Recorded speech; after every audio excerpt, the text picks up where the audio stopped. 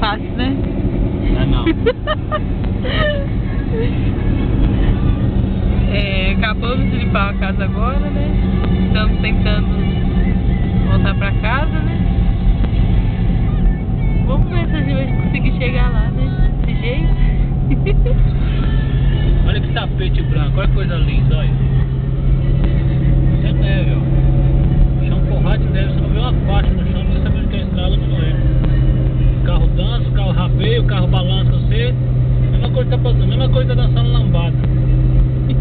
Mesma coisa. Meus amigos da NET, aqui é a repórter Alessandra. Estamos na rota 9, na altura da saída 8 até a saída 10. E o pau tá quebrando aí, ó.